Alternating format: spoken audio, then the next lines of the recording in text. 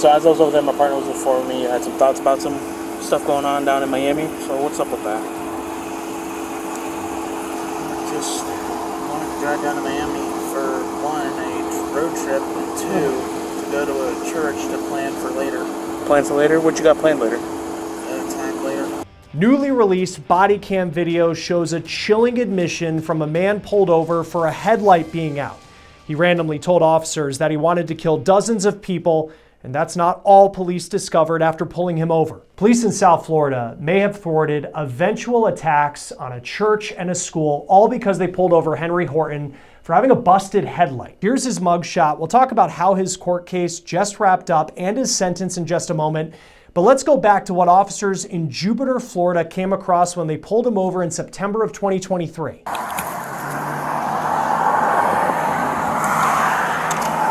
right, Mr. Henry? You want us to come out and I'll show you real quick what you're talking about? Yeah, here. Well, just make sure your high beams are on there. I'll show you. So if you come out over here. See how that's completely out? Jesus. Yeah. So it's a quick fix at O'Reilly's. What, like maybe $50, $60, especially for a truck? Quick fixing. I've heard you can use like a wrench thing to pull it out and then have reinstall the new light. Yeah. It's easy. O'Reilly's does it. Yeah. So I'd rather you buy one there, they'll install it for you. I'd rather have you do it at O'Reilly's, pay $60 to get it fixed instead of giving you like a $106 citation.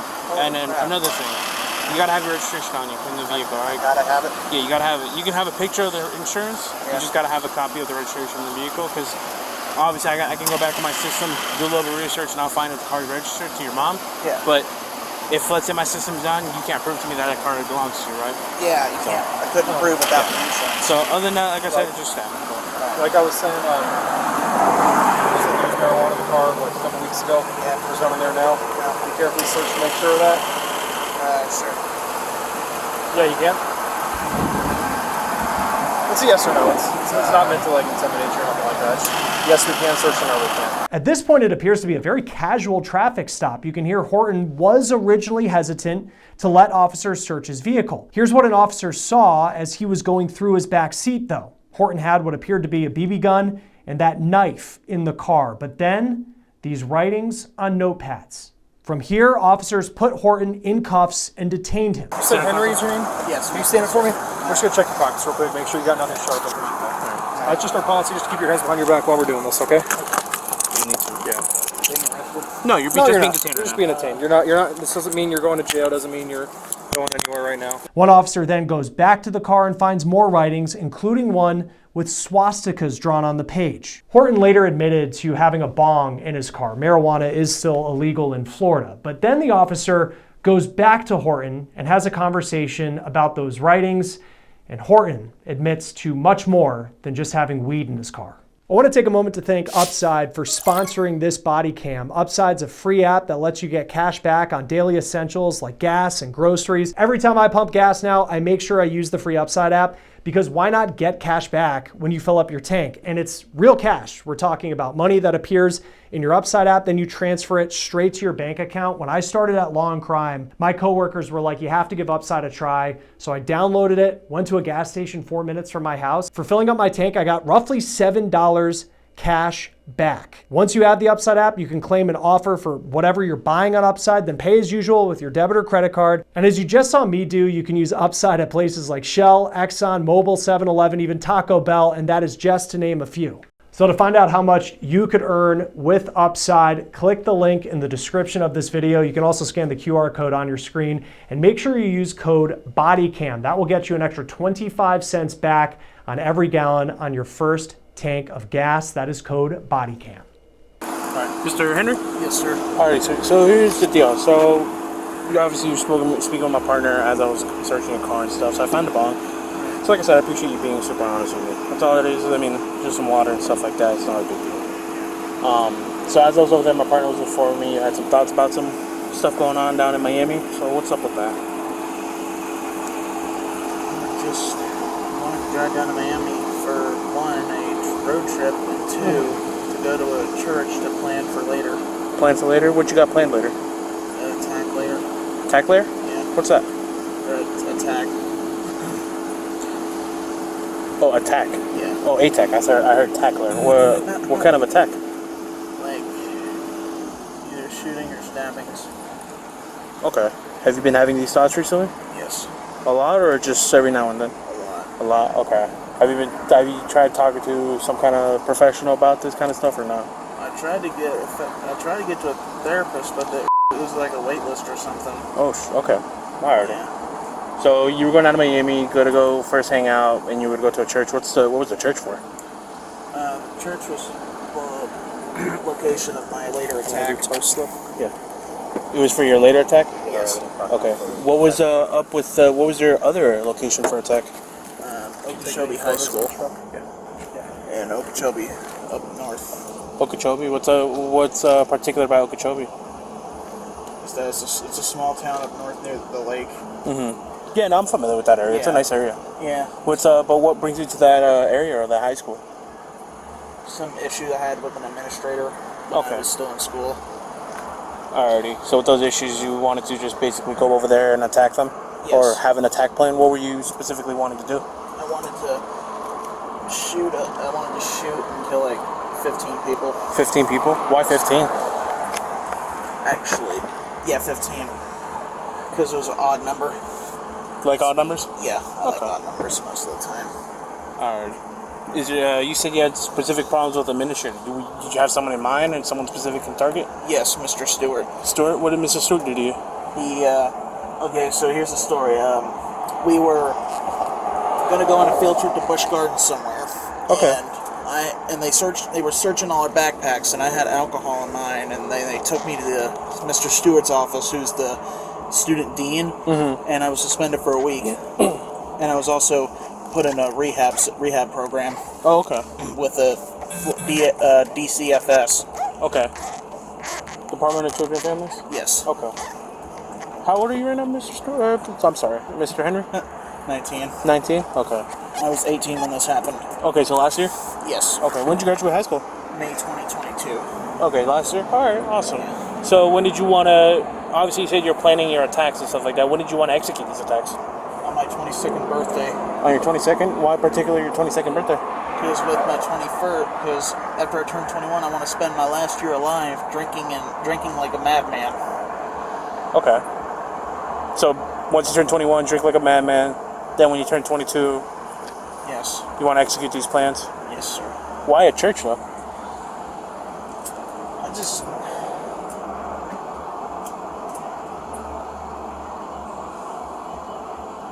Did you have a particular number for the church? About 10. 10? Yeah. Okay. Were you gonna execute that plan when you got to Miami tonight, or? Not tonight, but some other time later. So you were just going kind of over there, kind of like on a recon mission? Yes. Okay. Alright, no worries, man. So, alright, just give me a few minutes and we'll be heading out of here, alright? We're gonna go try to get you some help, okay?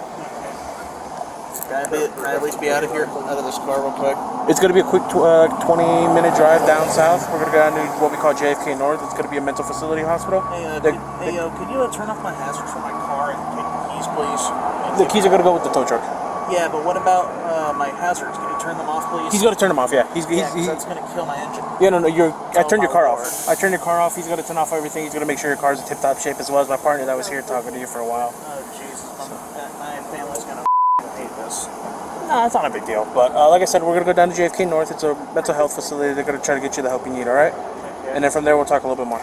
So just hang tight. Per the officer's body cam, Horton was arrested for having drug paraphernalia with marijuana residue. He then was taken to a mental health facility and evaluated. So now we're going to fast forward a couple weeks to October 5th, 2023. This is the day that Horton is released from that mental health facility and police take him into custody and charge him for making those threats. Let's listen to part of what Horton says to himself during the car ride. So I'm being arrested for the threats? That's what he said. Okay. I don't know to whom or. Sanders, you go on the other side? Yeah, that's fine.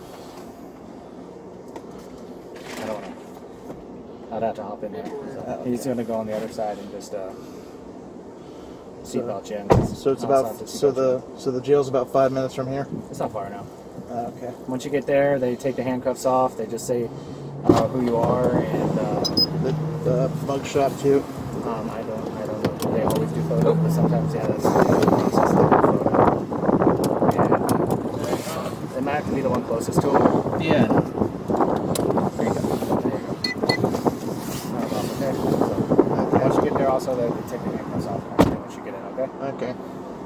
appreciate it. All right.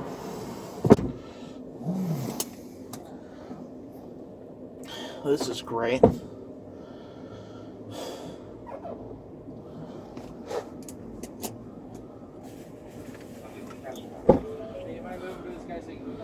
Yeah, just pull it forward. Yeah, bring it to you don't have your key, your car over there. This is great. Like a pickup truck. I thought I was just going to get arrested for the bong or something.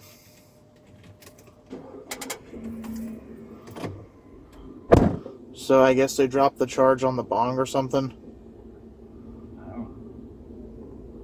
They had to have.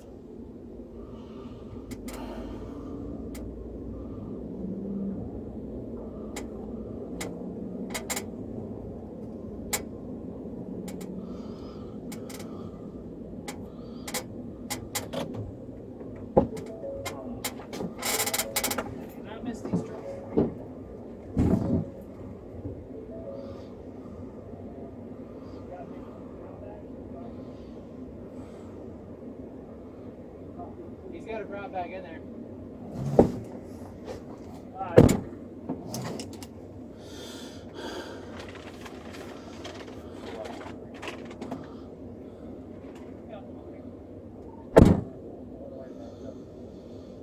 Well, this is how my life is going now. I'm going to jail.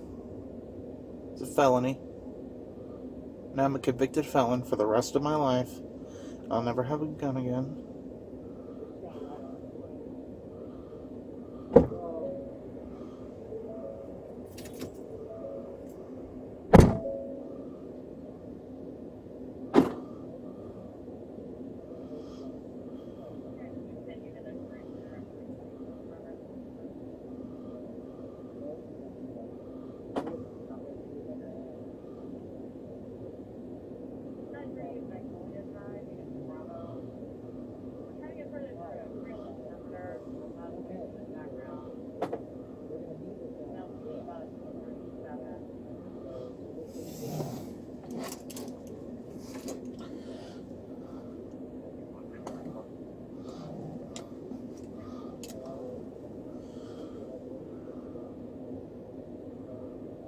Maybe they'll get me off some probation or something. I doubt it. It's a felony. Now I'm screwed. Horton told police officers that he would have thoughts about killing people when he didn't take his medication for a mental health condition, and the reason that he had gone off his medication is because it doesn't mix with smoking marijuana, which is what he wanted to do. Here's part of his interview with police after he was released from that mental health facility. What about your 22nd birthday? No. Neither that. So you're saying no now, right? And when we were here last time, remember, we asked you the same question, and you're like, I kind of still want to do it. You were just saying no because you didn't want to be here any longer. Right. So is that still the case that you don't want to be here, so you're just going to say no, but you still want to do it? No, they're discharging you. Yeah, you're They've getting held out. you You're long done. enough. But we want to know how you feel and what's going on. Yeah. Because if you need help, if we have to get you some therapy or something, we need to know where to get you. You know what I mean? Right. You're leaving here. Like, they don't want you no more. Right. That's fine. Correct. So you're saying no, that you're not having those thoughts. Right. Okay. What changed your mind about that? In the last week since we've talked to you, what changed your mind? Just thinking about how it would affect my family if I did do the things that I wanted to do back then, but don't want to do now. Okay. So you're saying that just repercussions for Yes. doing that has changed your mind. Yes. Okay. Did they give you any medication or anything? Yes, they did give me medication. What are they giving you? They're giving me Risperdal, Trazodone, Lexapro, I forgot the other ones. Same stuff that you were prescribed already. Yes. Now, do you think that medication is helping you right now? Yes. Okay. If you were to stop taking that medication, do you think you would be back in the same mindset where you're thinking about having those thoughts? Yes. Okay. Now, another thing you brought to me last time was you like to smoke your weed, Right. which I get. Right. You plan on smoking weed when you get out of here? Not anymore. You're gonna quit weed altogether, Yes. I'm gonna quit weed altogether. even if it's legal. Yes. Are you just telling us that because you think that's what we want to hear? And be honest, Like, we're- it's not a trick question, Yeah. right? You don't have any weed on you. Yeah, You're not we're- going to jail for weed. We're just trying to get an honest answer. Like if you're like, man, as soon as I get out of here, I'm gonna go light up a bowl as quick as I can. I get it, Yeah. right? Because you like weed, Right. I right? do. Right, I we do. know. Yeah. So right. Yeah. So we're not trying to trick you with this answer. It's a straight up. We're just trying to gauge where you're at. If anything's changed since the last time we talked to you, or if it's still the same. If it's still the same, it's still the same. That's Right. fine, Yeah. right? And if it's changed, we just want to know what's changed, right? So when you get out, you're gonna go smoke up a bowl, right? Yes. Okay. We know, we're good with it. Yeah. I mean, honestly, it's eventually gonna be legal. Yeah. Eventually. What concerns me is, and again, nothing wrong with it, just asking so we know. You told me last time the reason why you stopped taking your medication was because of the weed. Right. Is that gonna be the same concept? Yes. Okay, so chances are you're not gonna take the medication because you wanna smoke your weed. Right. Okay. But then is that gonna change, do you still wanna follow this plan? What plan? Or Your 22nd birthday, January 2nd, 2026. not anymore. Okay, but what's gonna stop that idea? What changed? Because you still wanna smoke your weed, you're not gonna take the medication, which I get. Then how do I know you're not also still planning on doing this thing? Because the weed keeps me calm and collected and cooled down. Right. So here's the thing, Henry. Your life is just as important as everybody else's, right? You are an important person, okay? Yes. And if the medicine is stopping you from having these thoughts about going to like churches and schools and killing people, right? Right. And that's a good thing, Yeah. right? Because nobody wants to get hurt and nobody wants to see you get hurt. But then you're going to stop taking the meds. And once you stop taking the meds, Those thoughts come back. those thoughts are going to come back, right? Right. So you can obviously see the concern that we have because, yes, it's a terrible thing for things to happen to other people, but we don't want to see anything happen to you Right. either, right? Correct. So that's what we're trying to get at is it doesn't sound like you can do both. You have to kind of pick one or the other, right? And not having these thoughts about going and, having your life ended with a bunch of other people, would be the more, reasonable way to go with it. So do you not agree with that or what are your thoughts on that? I don't really have any thoughts on that. That was You just pretty- like weed? Yeah, just like weed. I get it. Okay. If that's your thought, if weed has that much of a draw, then that's your answer.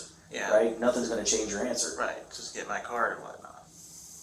Okay. But you feel that if you go back to weed, that you said it keeps you calm, that you are going to go back to the point where you're going back down to Marjorie Stoneman Douglas and you're going back to these churches to do recon. Do you think that's still gonna be an issue if you stop taking these meds? I think it would be an issue if I did stop taking these meds. Okay. And you plan on stopping to take the meds because you want to smoke weed. Yeah. That way I don't mix them together. Right. So, but you can see how that's an issue, Right. right? And you agree with me that you're going to start doing that stuff again the minute if the drugs work out of your system. Right. So, how do you think we can stop that? I don't really know. So, I know you said you don't have the plan anymore, and the weed keeps you calm. But, to what you were telling me, you were smoking weed when you had these thoughts. Yes. So, do you think this plan is still gonna take place? Be honest. I can't arrest you for the plan, it's a plan.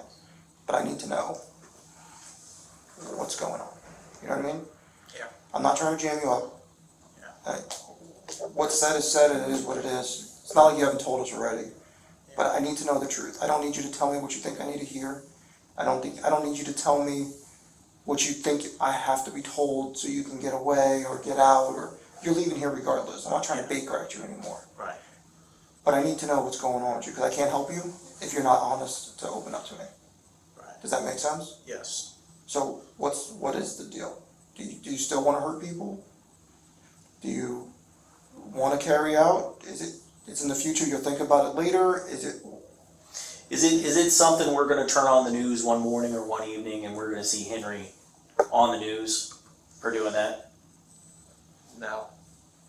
Now, I'm gonna be honest with you, man. You said no, but you got you got that shitty grin on your face, right? And you're like, ha, ha, ha, right? And be honest, no is the answer that you think I want to hear. Right. Right.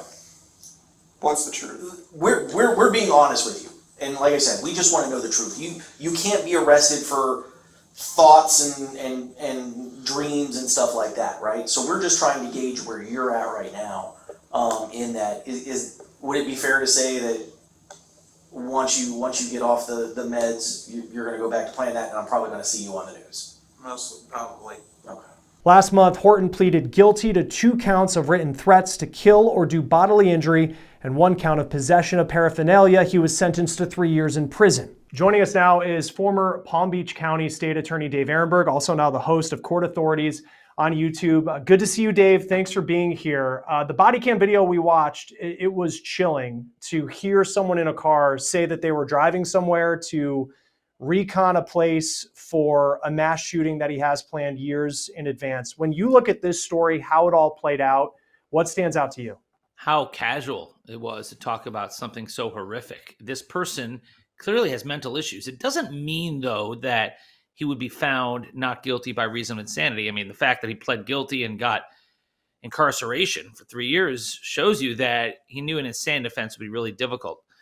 But there are always issues when you're dealing with someone like this, who's so cavalier, so casual in talking about his attempts to shoot up a school, kill many people, that you worry as a prosecutor that they would be unable to actually go to trial because a court would find them incapable of doing so, not competent, which means they could not understand the charges against them and cannot assist in their defense. So there are a lot of moving pieces for prosecutors when you're dealing with someone like this who clearly has mental issues, but probably not enough to rise to the level of an insanity defense. How do you balance where this is someone who, yes, they have mental health issues, but then there's this threat to the public. You want someone to deal with those mental health issues. Maybe medication helps him. How do you balance that? The world of the need to help people, criminal justice reform with mental health, but then at the same time, someone who clearly is saying that they are a danger to the public. The largest mental health provider in Palm Beach County is the county jail, the sheriff's office. And that's an indictment on the county, the state we're in, where we underfund our social services. But it's also realistic that the only way he's going to get help and stop being a threat to society is to lock him up. That's just reality. And the fact that his mother is saying he's actually a good boy who just has mental health issues and he should not be incarcerated, then what's the alternative? We just don't have the social service network to keep someone in a mental hospital or to force them to take the drugs that he needs. A lot of times you take the prescription drugs that you're given, and that should be enough. But then, here's someone who's a clear threat to the community. And do you wait for a tragedy to occur before you do something? No, this was handled the proper way. Law enforcement did something. They got involved when they saw that he was a threat, and the prosecutors did the right thing. He's facing incarceration. I think that the system worked in this case, but the system also needs to be revisited as to what to do with people with obvious mental health issues, because God forbid someone falls through the cracks and then you're left picking up the pieces afterwards. And it's unfortunate when we see so many cases and mass shootings that fall through the cracks, and then you have this search for why someone would do something. And in this case, if he had gone through with it, I think that it would be difficult to kind of put him in a box, because there was this family trauma apparently that he had. He has these mental health issues, but then he has the writings in the car. I mean, in your experience, how difficult is it to find a motive? Like, when you look at this, like, what would have been the motive in this case had he actually gone through with it? Well, the motive was that he was fighting with his family and he wanted to prove himself to them. I mean, we've seen motives like that before. We've seen anger towards the family, and so they kill family and others to try to get back at them in some way. And clearly you're not dealing with someone who has a full deck of cards, but at the same time, people who are normal don't do these things. So you're always dealing with some level of mental health issues. It doesn't mean, though, they escape culpability. It means we need to make sure they're no longer a threat to the community, and you hold them accountable for the crimes that they have committed. Now, if they're unable to assist with their defense, if they're not competent to stand trial, then they'll never go to trial. They'll get sent to a mental institution and may never face justice. If they are competent to stand trial, then they can put on an insanity defense. But here, you got to show that in all these insanity defenses that the person did not know the difference between right and wrong. But when you look at the way they acted with police, their attempts to cover up what they were trying to do, that shows they knew what they were doing was wrong. I mean, that's why he wanted to do it. He wanted to show his parents by doing something so horrible. So he knew what he was doing was wrong. That means he's ineligible for an insanity defense, but he still could avoid trial altogether by not being competent to stand trial. It's two separate things: competence to stand trial and a later insanity defense. So there are a lot of moving parts here for prosecutors. One thing that I would add, Chris, is that the law enforcement officer was amazing here. Do you know that this individual, this defendant, could have just said, no, I don't consent to a search of the car, because when he was stopped, it was just for like a broken taillight. So the cop is not allowed to search the car except he got consent. So that is what led to all this. And one thing I noticed too with the body cam footage was, and police officers, they're trained to handle these situations, but I found it chilling where it goes from just a basic traffic stop for a headlight that's out, and then suddenly he starts talking about an attack. And in that moment, you don't really hear much of a difference in the tone in the police officer's voice. Like, he continues the conversation and was able to get a lot of information out of him that kind of went along with those writings that he had in the car. I hope that officer got a medal, because you identified something important. If he had made this into a huge deal right away, then the suspect could have just clammed up, could realize that he's in grave legal danger. Instead, it was like matter of fact, conversational, and it led to this arrest and incarceration. I mean, kudos to law enforcement. You know, they get a lot of criticism for not dealing with people with mental illness properly, for letting people fall through the cracks, but there's a lot of burdens on their shoulders. They're asked to do so many things. They're asked to be social workers, essentially. Yeah. And they're not really, we have asked police to do so many things. We've overstretched them. And so when a tragedy occurs, they get so much blame, but we should look at ourselves to see the kind of responsibilities we give them, when a social worker is probably better at these types of situations in dealing with people with mental illness than a police officer. But in this case, this officer was heroic in his efforts. Yeah, and you just never know when you pull someone over, you know, where that conversation is going to go. Especially it was at night, you know, might have been a long shift, and he still was able to do his job so well. I want to go back to the insanity defense argument, because for so many people, they would just look at someone who's saying this as like, clearly this guy's mentally unwell. What would be an example of someone? I want to say the Aurora theater shooting in Colorado, that was an insanity defense. What is the bar? What is the example of someone that can actually effectively make that argument, opposed to someone who has mental health issues but will just be incarcerated? Insanity defenses rarely work. People think that they work more often than they do because it worked in the most high-profile case of them all. You and I, or at least I'm old enough to remember John Hinckley Jr., who attempted to assassinate President Reagan. You're a youngster, so you may not remember that, but he successfully got this. You read about it in history books. But he successfully got the insanity defense, not guilty. Now, he went to a mental institution. He was not released, but now he was just a few years ago. Maybe, I think it was just happened recently. He was released. And that is very possible. So people are very concerned about insanity defenses. And some states like Idaho have said, we're not even allowing it anymore. There is no more insanity defense in Idaho, for example. So it depends on the state. And what it means is, if you did not appreciate the difference between right and wrong, you didn't know what you did was wrong, illegal, then you're going to go to a mental institution rather than a prison. And the way to take advantage of that defense is not to try to cover your tracks. So if you try to cover your tracks, why do you do that? Why do you try to hide? Why do you try to cover your tracks from police? Because you knew what you did was wrong. You knew what you did was illegal.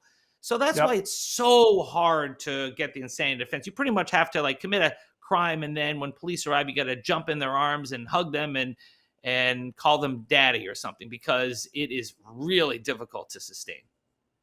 And what does the law say about when someone is making threats that it's actually something that can be charged? That it's not just words, not just a First Amendment, but Right. what's the bar where you're actually charging someone and they're going to go to be locked up? I think it was on $1 million bond when he was in jail, which is a pretty high number, and then to actually face prison time.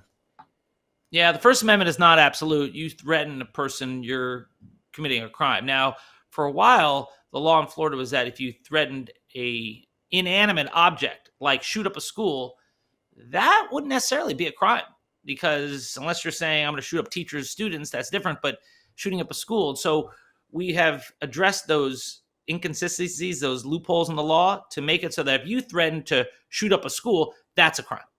And because the First Amendment is not absolute, you can prosecute people for speech, but it is a high bar. If you said, I hate the school, I wish them harm, that's not enough. But if you say, I'm going to cause harm to a school, yeah, then police and prosecutors will rightfully be breathing down your neck. Knowing everything we heard in the body cam video, what he was planning to do years from now, I think it was going to be on his 22nd birthday. What do you make of 3 years in prison and then the 12 years of probation after? Oh, I think that it was a just sentence. We're talking about someone who pled guilty. There didn't have to be a trial, so there's no question about an insanity defense. And because I don't think an insanity defense would have worked, there's no issue of competency to stand trial. So had he gone to trial, there's a real issue whether he could have ever been incarcerated, ever been put on trial, because he could claim that he's not competent. He doesn't understand the proceedings around him. He's not able to help with his defense. There will be experts called in. They'll interview him, and then it delay. Then he can get sent up to a mental health facility in North Florida to get brought back to mental health. And so much uncertainty. Instead, you got this guy off the streets, 3 years, 12 years probation. If he steps out of line, he'll get put right back in. And I think for a guy who doesn't have any long rap sheet, that was a really good resolution to a case that didn't have to go to trial. So I think my old office under new leadership, Alexia Cox, did the right thing here. Yeah. What does the 12 years of probation look like? What type of supervision will he be under? Because I think for many people in the public, you would say, just throw this, many people will look and just say that this guy should be away for a long, long time, just don't want to have to deal with it. But like, what type of supervision for when he gets out to make sure that he doesn't continue to try to plan something like this? Well, because this is such a serious charge, I think the level of supervision will be more intense than it would be for someone who is shoplifting. So the probation will be strict. He'll have to report in person to the probation officer. They'll be watching him and making sure that he's on meds. And if he strays off the meds, that's a violation of his probation. He can go back to prison. So they'll be pretty strict with him. They're not going to let him just go by the wayside. So you have to be realistic. In the case that he pleads guilty to a guy who has no prior record, 3 years in prison to someone who perhaps could have avoided incarceration altogether because of his mental health issues is a good resolution, plus the 12 years of probation. So I really do believe that this was a positive resolution for the community and for the state attorney's office. Yeah, it's incredible to think too that it was a traffic stop. I mean, if that headlight doesn't go out, is he still continuing to plan these attacks? It's incredible to think about. Former Palm Beach County State Attorney Dave Ehrenberg, always great to have you on Law and Crime. Thanks for being here. Thanks for having me, Chris. Again, not only is Horton going to be serving 3 years in prison, when he's released, he'll have probation for 12 years. For Law and Crime, I'm Chris Stewart. We'll see you next time.